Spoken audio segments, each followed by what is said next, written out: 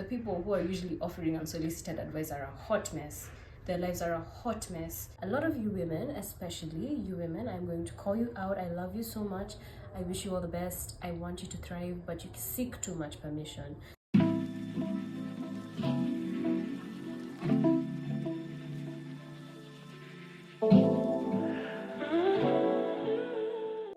Hi guys, welcome back to my channel. Welcome back to Victoria's Reveries. If this is new to you, this is our space where we talk about healing, self-care, and living our best lives. So I just wanted to come and make a really quick video about something that I think is very important. Now that this is my journal, in a sense, my digital journal of the things I'd like to share with the world that have changed within me, I thought it'd be a great idea if I tell you guys about the things that I'm no longer doing. So before I do that, today I'll drink, since we're keeping it simple, just my water, which I haven't even gotten through my first bottle of the day. A bit better. But anyway, in that vein, I just wanted to first ask you guys to please subscribe, comment, and watch till the very end so that my stats aren't horrible and so that other people have the privilege that you have of accessing this video. Without further ado, here are some of the things that, in the spirit of being grown, mature, and too old for some things, I am not doing anymore. In my own journey, I have had to lean less into being overly compassionate, which was an inherent trait. I used to be very much a people pleaser, especially when it came to my closer circles.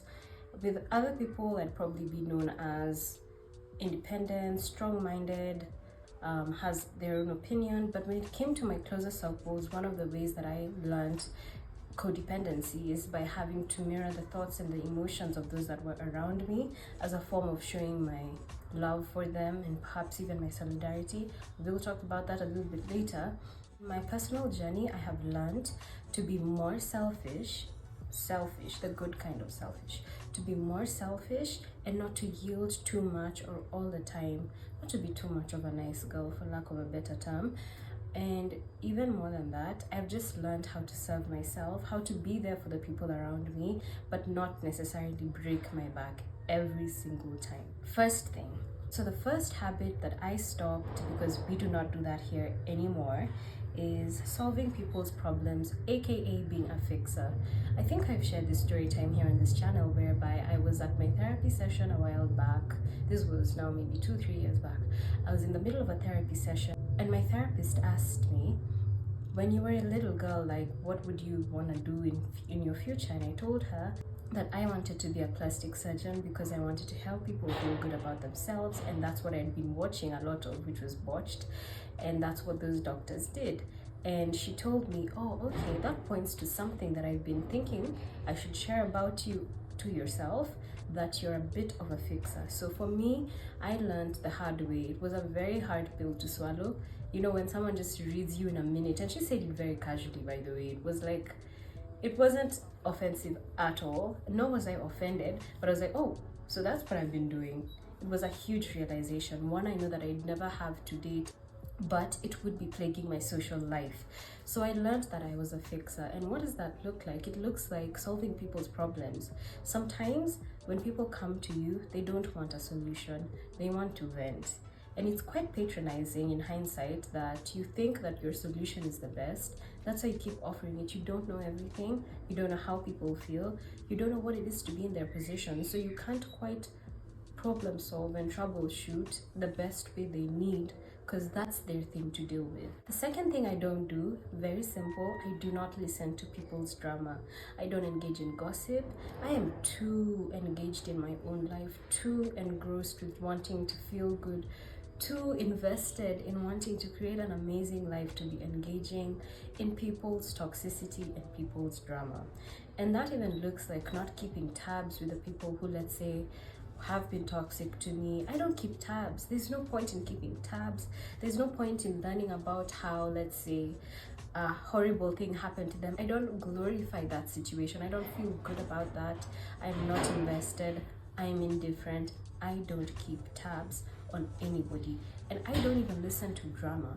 And I know that, of course, we're human. Every now and then a story will come up. You know, there's people who like are itching to hear gossip so that they can contribute, fuel the flame.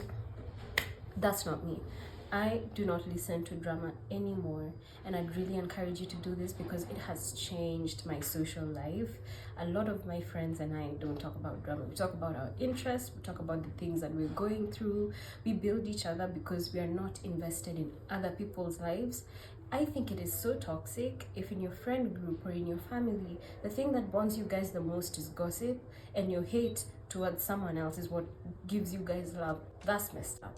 And I think I can say that because I've been in the position of the person who has been castigated or hated or being gossiped about. So I know what it looks like when many people are gathering to hate you. It's just nasty, it's vile, it smells horrible, and I don't care how beautiful you are ugly. Third thing I don't do is update people. I think this is more like an age thing or a maturity thing. Unlike when I was younger, maybe 2-3 years back, I've learned that everybody is the center of their own universe. Everybody is very invested in their own lives. I don't feel the need to update people when I move house, when I decide to make a huge step in my life. The people in my closer circles I inform, and we probably celebrate and enjoy the moment, but I don't update people. I think I observed that in my parents' generation, there'd be a lot of community in general. So things would be shared, updates would be given. If, let's say, you have a business and you have funding, you access this. I don't update people for 2 reasons. The first reason is people are engrossed in their own lives. I'm a grown woman, I can make my own decisions, and stopping to update people for me kind of killed the validation monster that I had at some point. I would update people for the sake of seeking their validation, to validate my plans, validate what I'm doing, get that pat on the back, and then what happens when it doesn't come? The third reason why I don't do this anymore is because a lot of people have evil eye, and if you don't believe in evil eye, it is real. I can respect and tolerate your lack of believing in evil eye, but let me tell you, I have seen a tangible way in which evil eye can literally ruin lives, literally ruin unsuspecting lives, because you are sharing things you really didn't need to share about. The fourth thing I don't do is something I haven't done in a while, and it's something that I think is one of the hallmarks of me becoming a real adult. I do not seek for people's permission or approval to do the things that I want to do, the things that I'm convinced about, the things that I know are truly good for me. I seek people's advice, I seek people's educated opinions, but I don't seek for their permission, whether it's permission to do something or permission to not do something. And inversely, I don't let people talk down or convince me out of the things that I've already given myself permission to do. So for instance, if it was, let's say, I've been posting more on TikTok, so let me use this example. If I want to put a video from TikTok out and someone thinks that the topic I'm talking about is irrelevant, oh wow, okay, you think it's irrelevant, and I'm still gonna put it out. It's my video, I'm not asking for your permission. And it's not even abrasive, nor is it combative. It's not like, oh, I'm not going to say. No, it's just like, it's in my hands, so I get to decide, and I'm not seeking for your permission. Thank you, bye. That's it, end of story. No seeking permission, just don't do it. A lot of you women, especially you women, I'm going to call you out. I love you so much, I wish you all the best, I want you to thrive, but you seek too much permission. You seek permission on what you should wear, you seek permission on what hair you should put, you seek permission from your partner on what is appropriate to do, not do. You're seeking too much permission, and you're looking really, really undecided, and really, really like you do not have an anchor at all. So please, lean more into your own voice, seek less permission, enjoy life, blase blase. I am trying to make this video real quick, guys, because I realized I could like talk for hours in front of the camera, and it's not healthy. It's nice, it's healthy, but you need a break, and I need a break too. So the next thing that I don't do, that's number 5, using the words I think when I am certain of what I want to do or say. A lot of us are so used to saying I think to be safe, to be approachable, to be palatable to different people's tastes, but sometimes I know something. It reminds me of one time I was at a dinner table. It was a friend's birthday, and there was just ongoing conversation as to why people don't evolve together when they're partners in life. And someone said something that it was too ignorant to ignore. Like, it was a bit too frivolous for me to keep quiet. Usually I just observe, talk here and there if I'm feeling comfortable, but this time around, and just enjoy the food. Enjoy the food is like my main agenda, is to enjoy the food and to be with my friend and enjoy their company. And socialize. So in the socializing aspect, I'm more of the listener usually, and then when I feel spirited about something, I can comment. So in this situation, I think I was commenting about something someone had said that was very ignorant, or they were kind of touting it to be the truth, when there could be like so many people. You could side eye that very easily. And I remember being forthright and saying, I think, no, I didn't say I think. I'm saying, actually, my opinion is da da da da da. I did not say I think this, because what I was saying was really the truth. It was a statistic fact. And so even when I'm telling people about facts, when it's about facts, I'm not saying I think. If it is a fact that you are lazy, you are lazy. I don't think you are lazy, you are lazy. And maybe I won't be curt about it, maybe I won't be rude about it, but I'm not saying I think when I know. There's a difference. I think is for the situations where I'm not sure. So the basic point here is to just not act like you're not sure. Be sure of yourself when you're sure of yourself. If you're not sure of yourself, seek the truth. It's really that simple. So no more playing dumb, no more dumbing yourself down, no more downplaying yourself and using things like I think when you truly know. And especially, this is for the corporate baddies out there. There's a tendency that women have in the workplace to use a lot of the I thinks and other kinds of qualifiers when they're sure of something. And it seems like you think that you're being approachable, but 9 times out of 10, Brad, who knows nonsense, who says he knows nonsense, and who goes with confidence with his nonsense, gets the props for saying, I know. Yet you, who has the truth, will struggle with saying, I think. Let's just not do that anymore. You do not think. You know when you know what you know. When you know, you know. That was passionate. Anyway, another thing I don't do is prove that I'm right. It's kind of tied to the previous point, but if I'm right, I'm right. If I'm wrong, I'm wrong. I think I have a lot of frustration as someone who's always trying to make sure people know the truth, people do this, it's still a bit of that fixer thing. So I've learned to just rest, and I've learned that everybody finds out the truth their own way, their own how. So it doesn't matter if I'm right. First of all, I don't have the need to fulfill that, to scratch that itch of feeling right, which is great. I can surrender that. I can let that be someone else's thing. A great beneficial thing from not trying to always prove yourself is that, one, I've surrounded myself with people who don't have to always be on the same page as me. So I get to learn so many different perspectives. And also, I realize that I'm so open to learning different things, to the point that when I'm exposed to someone whose truth is only one way, I actually get quite irritated. That's something I learned and picked up from this. But a way that I go about not having to be around those people is that I can sometimes, of course, if you're not super close to me, I'll just probably distance myself from you, because you can be uncomfortable for me to be around, and unnecessarily uncomfortable when you're around people who are pushy, who don't really seek the truth. They just want to be right. It's uncomfortable, and they're annoying people. And then the second thing is that I draw boundaries whenever I need to with the people who are closer but who have this same school of thought. Now, number seventh thing that we do not do here anymore, we don't do that here, inconveniencing myself for others when I don't have to. Remember that history I gave you about being a people pleaser, always being so concerned about the people around me, sometimes at my own expense? I don't do that anymore. I'm there for the people who need me. If you communicate your needs, or if I love you enough to be able to anticipate your needs, I'm gonna be there for you. However, I'm not going to inconvenience myself. This could look something as simple as, maybe you have someone that you talk to often, and now they are okay with talking to you for 20 minutes, but you can only give them 15.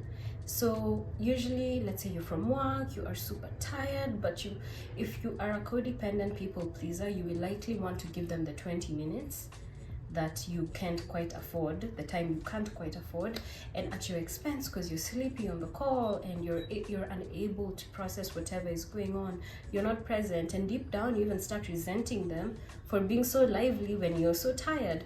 I don't do that anymore. Inconveniencing yourself for others when you don't have to is very painful, very toxic for yourself, and it's just not beneficial for anyone in the situation, because the people who truly love you don't want you to be spread so thin. The people who truly care, they don't need you to be working day and night like a mule to please them. They want you to be happy as well. So I don't do that here anymore, and we don't do that here anymore. Now, number 8, this is something I mentioned at the beginning of the video. Mirroring others' emotions as a sign of solidarity, of love, is something I do not do anymore. It was something that I picked up as a young girl, that I needed to form my solidarity in the group, form my position in the group, and probably my mind was thinking about survival. I needed to show these things by sometimes betraying myself and sometimes by mirroring other people's emotions, so that I have the same strength of emotion and we're also passionate about this because we're all together. This is not High School Musical. We do not need to mirror each other's emotions because we are grown people. We can all have our different calibrations of emotion. One can be crying and I will be there for you. We can all be crying and screaming and ranting. Someone has to find a way forward. And today you're crying, but tomorrow it'll be me. And when it's me crying, I don't want you to just cry with me. I want you to help me be anchored in this moment, or rather in that. Mirroring people's emotions isn't the best sign of showing your loyalty, your love, or your solidarity.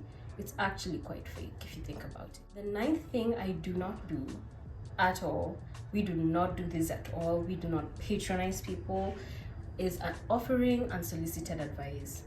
Don't do it. Just don't. Just stop doing it. 1, it's uncouth as hell. 2, it's ill-mannered. 3, it's patronizing. You don't know what people are going through. You can't quite be in their position. You can offer advice when asked for, but I think it's a very Kenyan thing. And again, I critique us, but I love us. But I think it's a very Kenyan quality to offer unsolicited advice as if you have your life figured out. A lot of the time, the people who are usually offering unsolicited advice are a hot mess. Their lives are a hot mess. But critiquing other people and telling them what they should do kind of makes them feel better about the things that and the mishaps that have gone on in their lives. Please be better. You don't need to do that. Stop offering people unsolicited advice. Also, there is a benefit to only being invested in your own life. I'll talk about that after I say number 10, and which will show you the reason why I even do none of these things anymore. Last but not least, we have going through people's pain and trauma for them, processing people's pain and trauma for them. This is the ultimate sign of codependency, if you ask me. A codependent will be going through people's trauma and pain in an overly empathetic, overly compassionate manner, in a manner where they don't draw a boundary between this is mine and this is someone else's. I mean, I have to say a caveat here. I think there are situations of heightened emotion that just, they compel you to feel the emotion for someone else. But what I'm talking about here is, let's say you have a friend who's going through a divorce and it's really traumatic and you feel horrible for her. And then like 3 months later, she's going through a depression, and instead of acknowledging that all you can do is be there for her, be the friend she needs, you start going through all the solutions she should do. You start giving her all the solutions she should do. You know, like Chloe _ always says, people get up from the table when they are full. You cannot make people's decisions for them. You just can't. You just can't. If someone decides today, I'm going to bet away all my money, they're gonna do it. And then they become broke, and the pain is for them to carry, unfortunately. So I've learned that I should draw a finer line when it comes to being there for people and caring for them and being overly invested in their trauma to the point where it starts to weigh me down. because I think this is especially for people who are generally more empathetic than others. There are people who will hear a story about someone suffering and for them it just slides right off. But I think I could confidently say, oh no, I don't think, I know that I'm someone who's quite empathetic. I'm highly disposed to feeling bad for people when they're suffering, and that, coupled with being a fixer and wanting to help people to the point beyond what I can help, can be toxic for me, in that I can weigh myself down trying to figure out how people can find their way to the light the fastest way. That is not my journey or my course to run, and I have had to sit down and be humble and realize that all of these 10 things I've mentioned that I used to do, deep down, while I wanted them to be for a good purpose, aside to them was that not only did I care, but helping them in that way fulfilled my ego, made me feel like I was useful, and other things made me feel like I belong, made me feel like I was worth something. So it begs the question whether I was really doing it for me or I was really doing it for them. And that's the end of this video. Make sure to comment, like, subscribe. Tell me in the comments below the things that you are not doing anymore. We do not do that here. These behaviors, these habits cannot sit with us. Tell me what that is for you, and thank you so much for coming to the end of this video. Bye.